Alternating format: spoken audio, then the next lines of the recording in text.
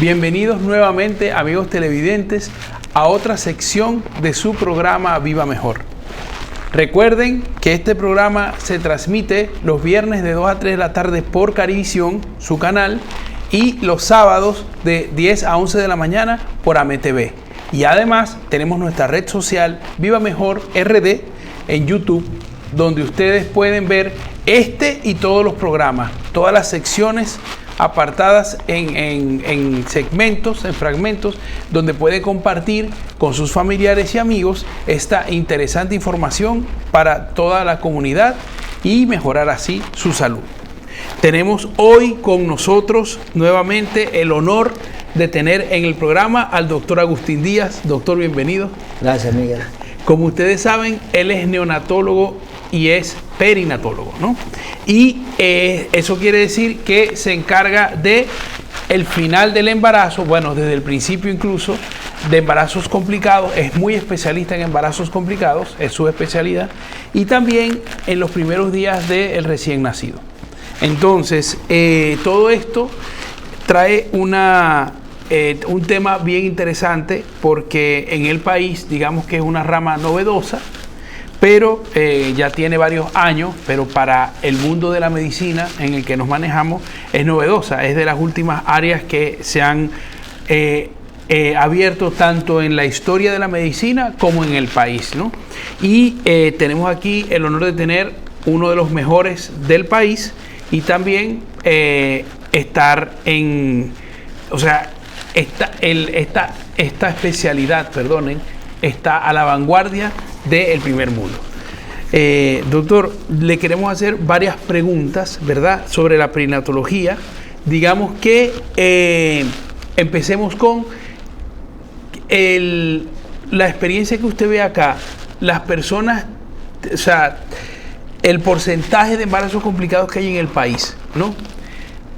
¿Cuáles son las causas de que los embarazos se compliquen, ¿no? Para que la gente entienda un poco por qué un embarazo se puede complicar. Sí. O sea, bueno, porque parece algo natural, perdonen, porque uno sale embarazada, pasan 9 meses, tienes un bebé.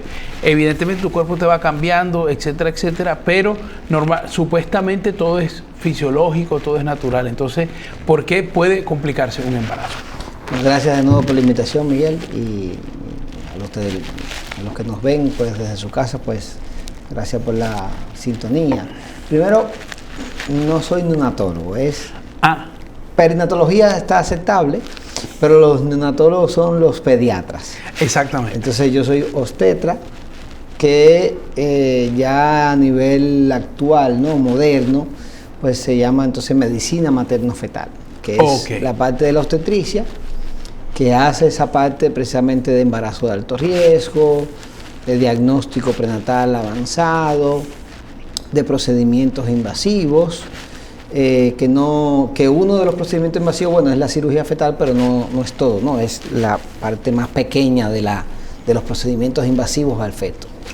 Entonces me gusta más medicina materno-fetal para que ya la cultura, porque hay muchas personas que todavía perinatología y, sí, y también hay pediatras entonces que son perinatólogos, entonces como que no nos ubicamos en el tiempo, pero sí, claro, es esa parte, ¿no? Es decir, el doctor Agustín se encarga específicamente de el embarazo hasta el término del embarazo. Hasta el término del embarazo. Exacto. Y de la embarazada. Y de la embarazada. Eso sí, eso es posterior y anterior, sí, ¿no? Claro, eso sí. Ajá. Entonces, contestando, bueno, pues la pregunta, claro, si vemos a nuestros países latinoamericanos, el tema de las complicaciones en el embarazo, pues son quizá un poquito más frecuentes que otros países, porque si vemos los índices de obesidad, ya por ejemplo una mujer que tenga un índice de masa corporal aumentado, una obesa, pues es un embarazo complicado, potencialmente.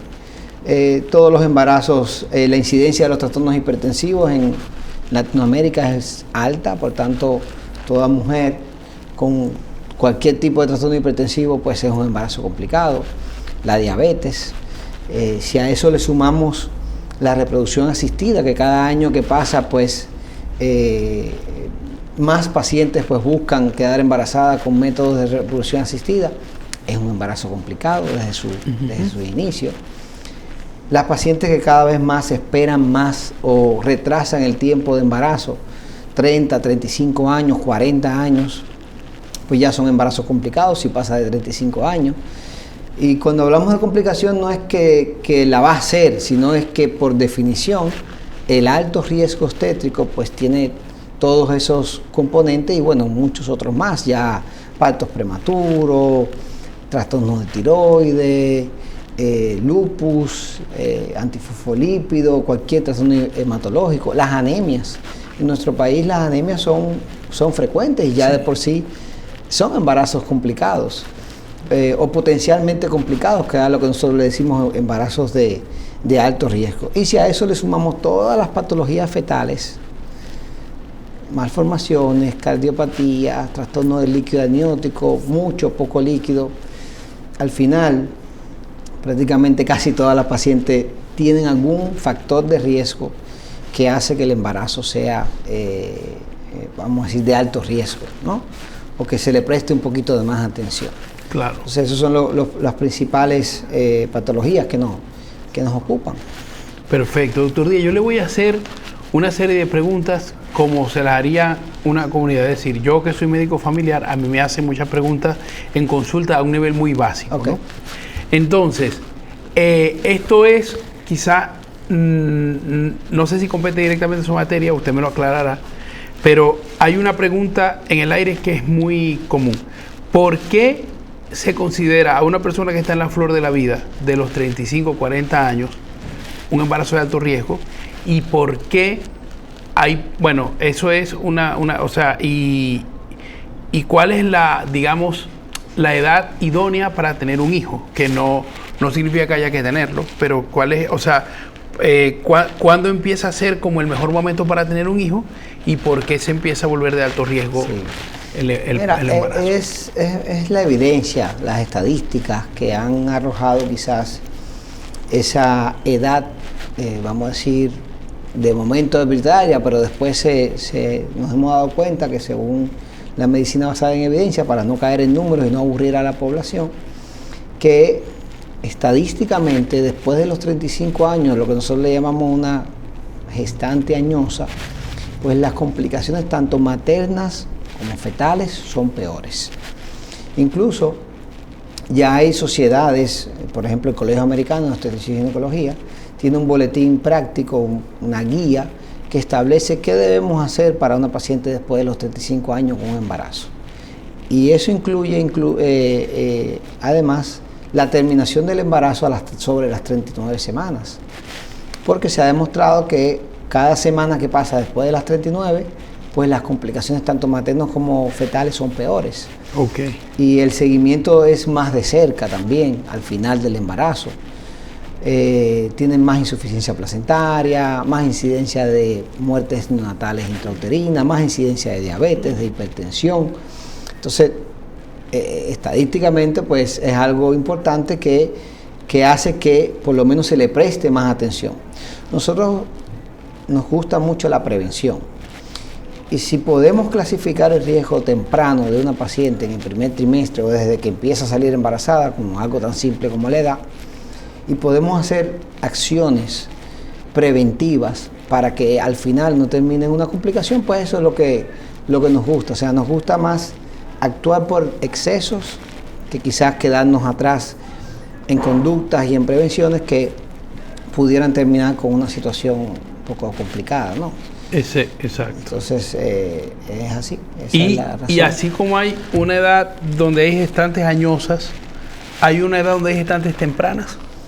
Bueno, la adolescencia, el embarazo en la adolescencia es otro término, pues otra situación que también tiene sus riesgos, y ahí incluyen otros factores desde el punto de vista psicológico, social, de abandono de escuela, de cargas para la familia, porque es una adolescente que todavía no se vale por sí sola y ya trae otra complicación. Obviamente hay más riesgo de hipertensión, de partos prematuros, incluso nacionalmente a nivel público hay el embarazo, la consulta de la adolescencia, se habla de lo que se llama la unidad de adolescencia, porque ahí se trata de darle una atención integral con psicología y que la paciente se sienta un poco más cómoda, más separada de los demás, porque son la edad, la inmadurez propia de esa edad, pues quizás la conciencia no es la misma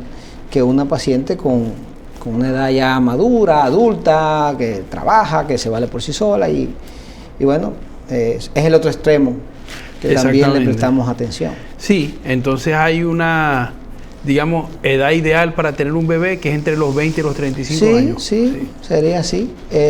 Incluso hay literaturas que hablan que si tú lo tienes el primero, después de los 30 le llaman primigestañosa. O sea, ya le van catalogando como que, ok, está bien, pero lo tuviste un poco tarde.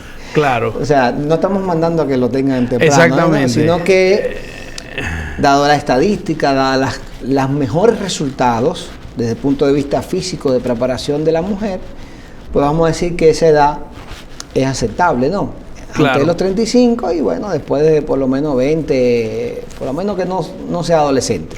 Claro, sí, 20, 21. Amigos televidentes, amigas televidentes sobre todo, con esto no les estamos diciendo que usted no debe tener un bebé después de los 35 años. Nada más que eso, los bebés vienen cuando Dios quiere. Pero que ya saben que si salen embarazadas entre 35 años o más, ustedes tienen preferiblemente que ir a un doctor como el doctor Agustín o cualquier otro especialista en esta área de materno-fetal, donde están un poco más preparados que los ginecobstetras generales, digámoslo así, para poder manejar cualquier imprevisto que tengan su embarazo.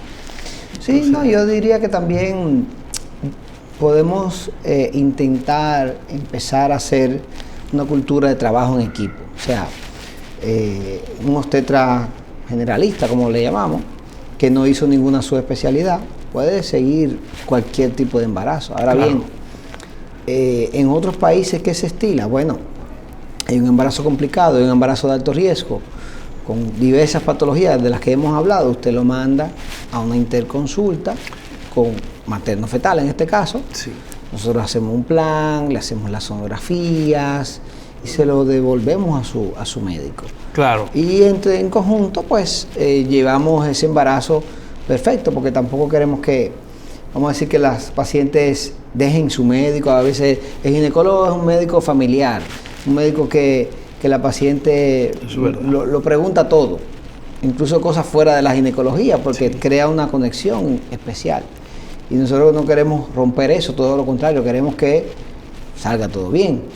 Y si nosotros podemos aportar, como mismo aporta un cardiólogo, como mismo aporta el mismo neonatólogo o pediatra, en que ese embarazo termine bien, pues sería lo ideal. Sí, claro. De hecho, yo como médico familiar te puedo transmitir la experiencia de que nosotros casi nunca logramos que la gente se haga un chequeo anual.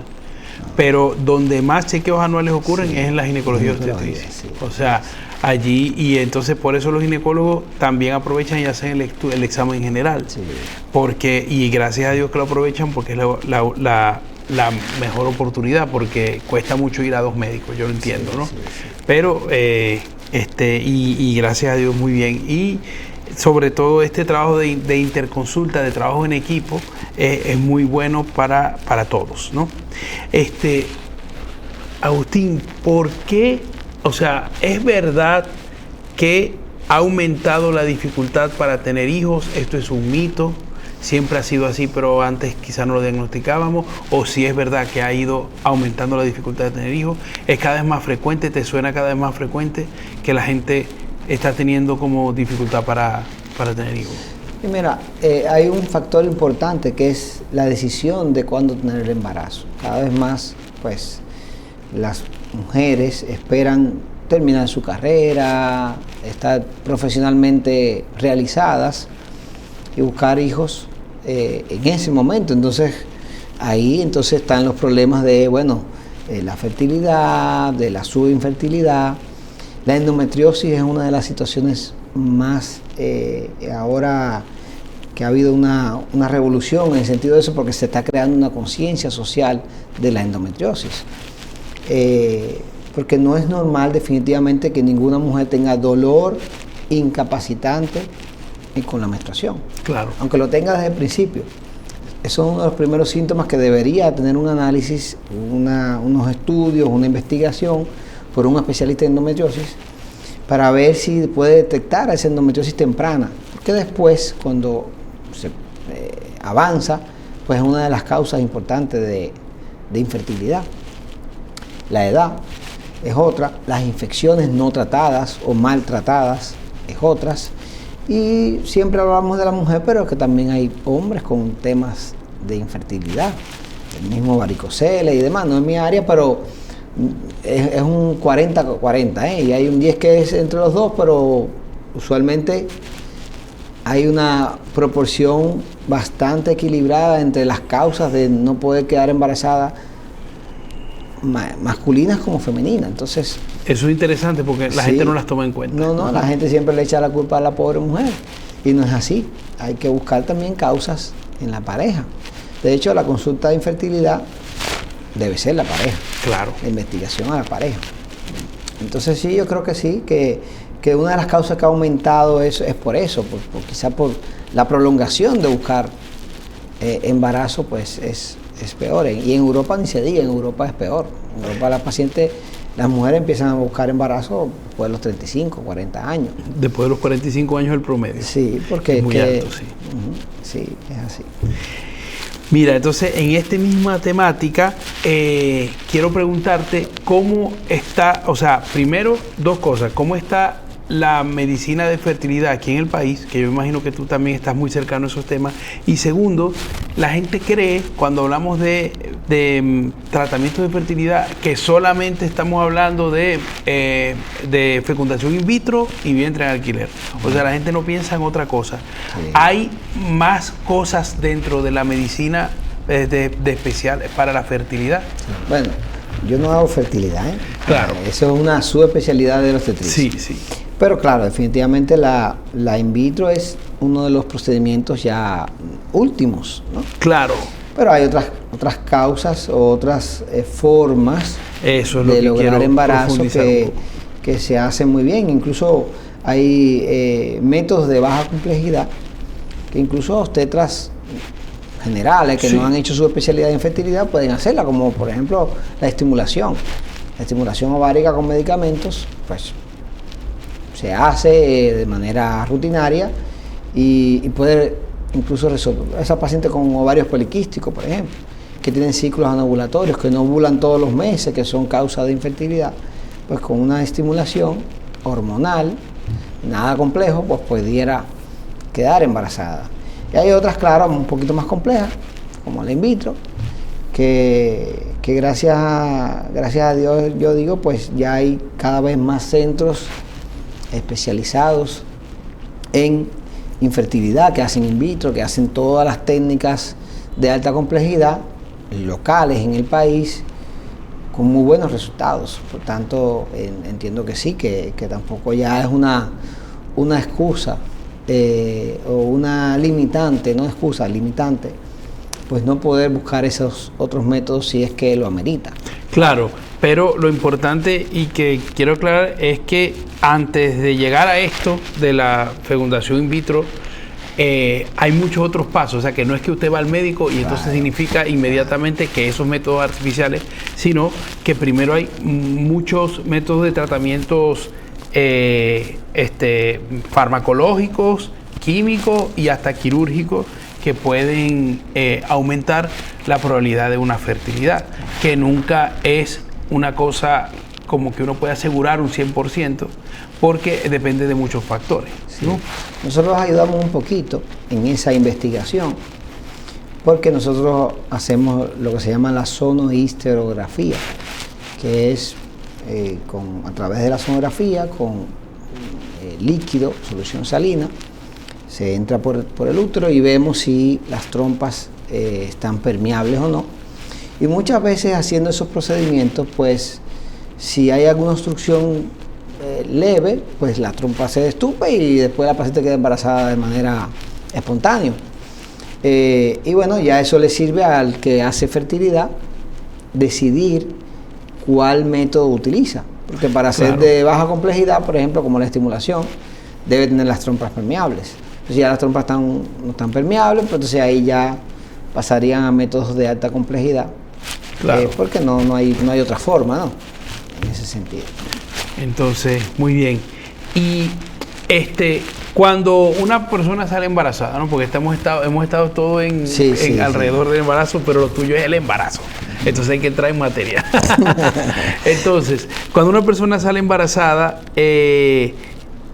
dijimos que el médico, el obstetra generalista puede llevar perfectamente el embarazo, ¿no? Claro. Pero, ¿qué estudios, digamos, los maneja más especialmente el médico materno-fetal? Que, digamos, que aconsejemos aquí en el programa ir o sea, como en este momento toca ir al médico materno-fetal para hacer este estudio específico y después seguir, o sea, cuáles son los hitos que necesitamos conocer. Mira, es una pregunta muy importante porque nosotros estamos muy de acuerdo en entrenar al público, ¿no? En la información al público, a la misma paciente, porque a veces, lamentablemente, a veces la paciente es la que lo pide, la paciente es que dice, yo quiero tal estudio. Y hay por lo menos 4 estudios básicos que debe ser hecho por un personal entrenado adecuadamente para hacerlos. Cuando decimos personal entrenado, pues estamos hablando obviamente de los médicos materno-fetales, que esa es una de sus áreas, diagnóstico prenatal, y también hay obstetras que son muy entrenados en diagnóstico prenatal. En esas condiciones, ese sería el personal ideal para hacerlos, ¿ok? Porque los sonografistas generales son médicos generales que hacen sonografía, quizás no tienen todo el componente integral para hacerlo. No es que no sepan hacer sonografía, no es el punto, es que el estudio lleva más cosas, lleva una interpretación, lleva una parte clínica, que solamente un obstetra mínimo pudiera hacerlo de manera correcta e integral. Y esos estudios son empezando a las 11 semanas hasta las 14 semanas, es lo que se le dice la sonografía genética o la sonografía anatómica del primer trimestre, en otros países le dicen así. También se le conoce el tamizaje del primer trimestre, que tiene 2 componentes, la sonografía por un lado y la bioquímica que se hace en un laboratorio convencional por otro lado. Pero ese análisis y esa interpretación de ese estudio lo hace el que hace el estudio, que es el médico materno-fetal o el especialista en diagnóstico prenatal. Ese sería el primero, ¿no? 11, 14 semanas. Y aquí hay algo importante. No importa que no tenga antecedentes. Muchas veces, que no te lo vamos a indicar, o no se lo indican, o la paciente no se lo hace porque no tiene hijos con síndrome de Down. No, es que no importa. No, en mi familia no he tenido ningún problema. Es mi primer embarazo. Son todas excusas que se van poniendo y no importa. El 85% de los embarazos que se complican por primera vez, de nuevo, como nosotros le decimos. Solamente hay un 15% que es hereditario o que tiene antecedentes. La que hace un trastorno hipertensivo lo hace por primera vez, no tenía antecedentes y lo hizo. Entonces, si no se hacen las cosas siempre, sin importar qué condición hay detrás, pues entonces ahí hay un problema. Siempre, 11, 14 semanas. El segundo momento sería 20 a 24 o 18 a 24, que es la sonografía morfológica, que le decimos aquí, o anatómica del segundo trimestre. Y ahí, bueno, revisamos toda la parte anatómica de ese bebé, cómo viene, revisamos las uterinas, revisamos si hay riesgo de parto pretérmino, y lo normal, líquido, placenta, lo medimos. ¿Okay? Ese sería el segundo. El tercer estudio importante debe ser la sonografía de crecimiento, que nosotros le decimos, que se hace entre las 28 y 32 semanas. Y ahora, recientemente se ha agregado otro estudio que es un perfil hemodinámico sobre la semana 36 y 37, sobre todo para ver la arteria cerebral media. Se ha demostrado por investigaciones que hay bebés que tienen un peso normal, pero que en esa semana tienen alteración de la arteria cerebral media o de un índice cerebroplacentario que nosotros calculamos, Y esos bebés son más propensos a cesáreas de emergencia y malos resultados perinatales. Por tanto, yo pienso que es un grupo ya al final que es importante captar, tener pendiente. Ok, no es que no estamos diciendo que lo operen en una cesárea, no.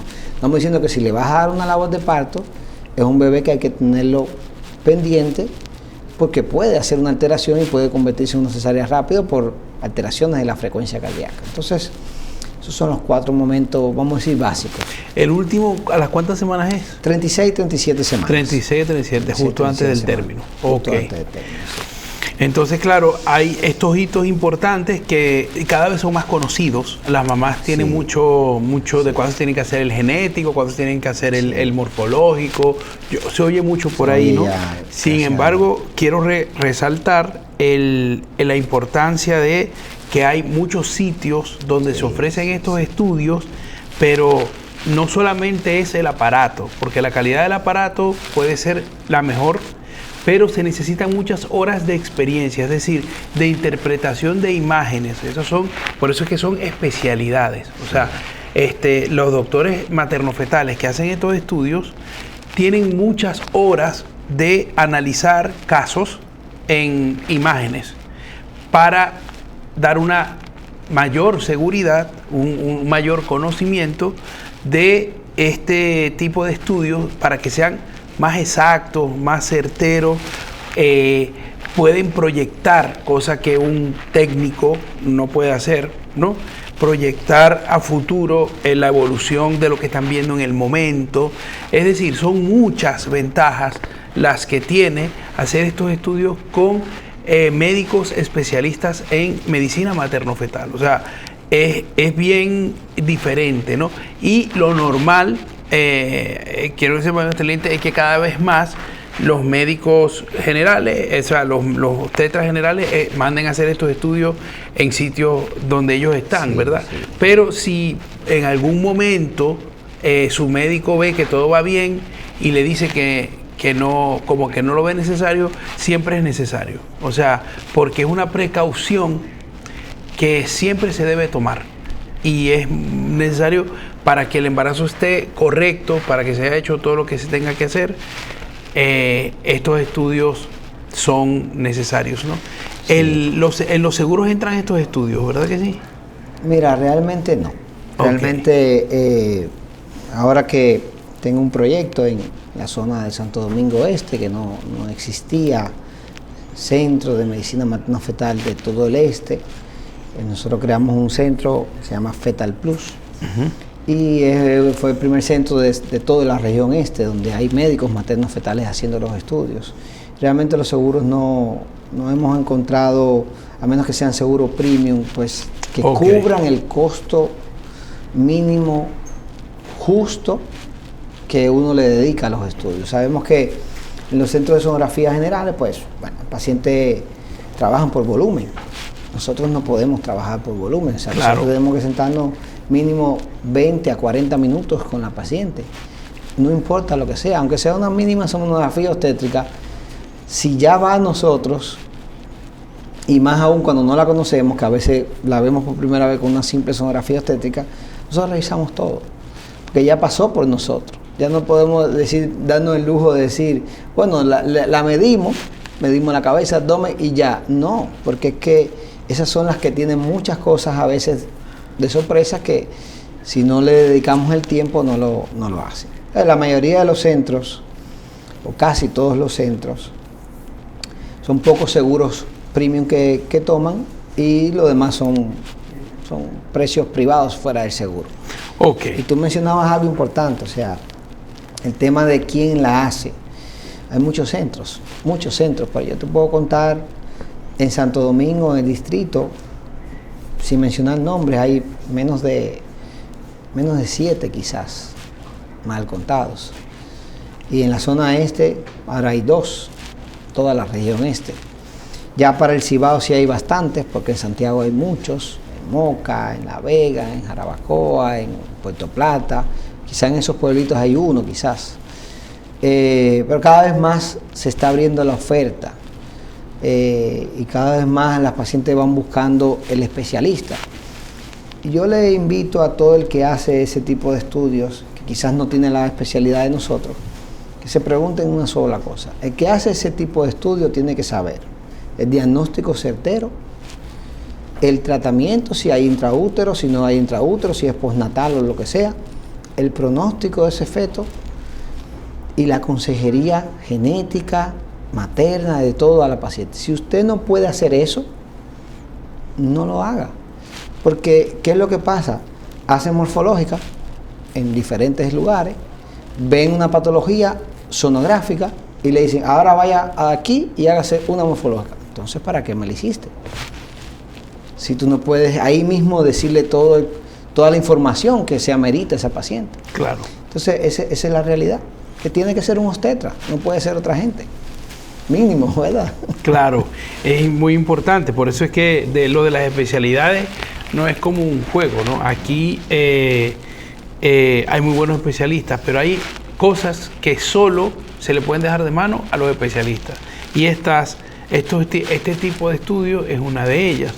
Y ya sabemos que tenemos que prever, pero es bueno hacerlos, ¿no? O sea, y depende mucho de la calidad del niño, de la calidad de esa persona, dependen los primeros 9 meses de su vida, ¿no? Porque creo que si nosotros comparáramos el crecimiento de una persona, la formación de una persona, yo creo que el 60% de esa persona se hace en gestación. Y el 40% restante, pues es lo que le queda de vida. Sí. Pero no hay grandes cambios. Los grandes cambios se dan en la gestación. Y es por esto que tenemos que estar muy pendientes en esos meses del desarrollo de nuestro bebé. Gracias a Dios, cada vez más contamos con esta tecnología y sobre todo con estos especialistas que nos van dando ese seguimiento más seguro de que ese bebé venga con todas las mejores condiciones para comenzar su vida, ¿no?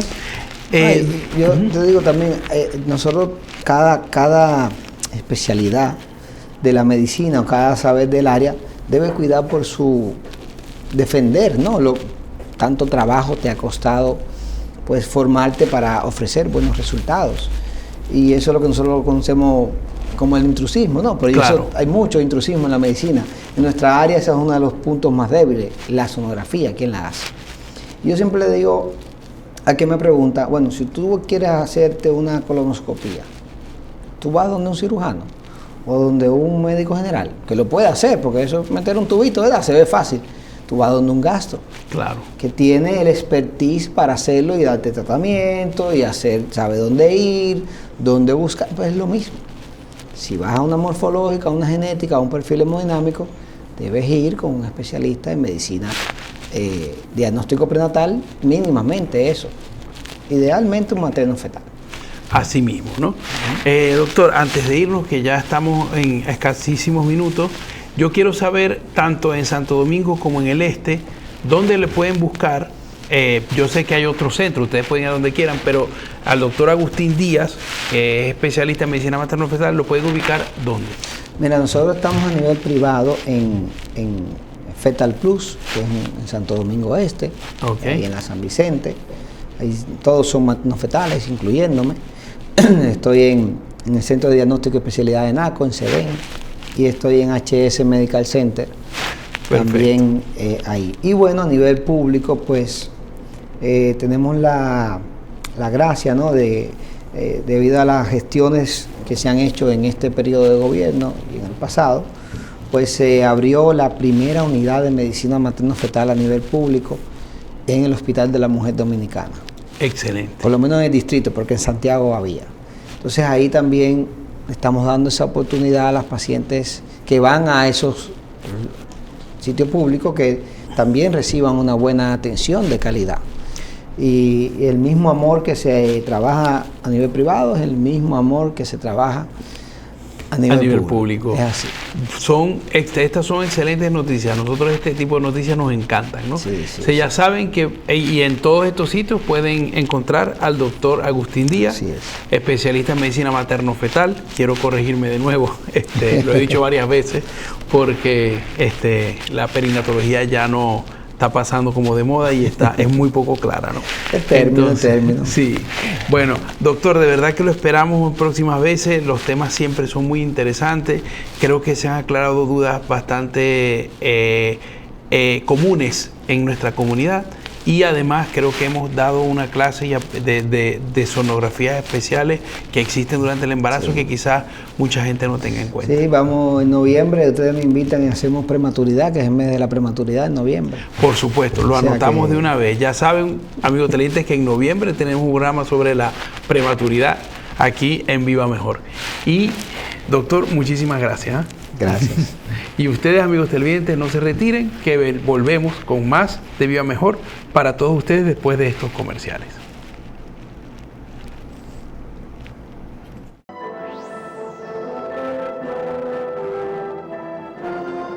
En Simmons desarrollamos la tecnología de resortes embolsados individualmente que brinda soporte y adaptabilidad para cada posición al dormir, aislando la transferencia de movimiento. Quienes buscan lo mejor, eligen Beauty Rest. Colchones Simmons. Soñamos contigo. Buenas, el doctor Juan Valle Logroño. Un gusto en saludarles.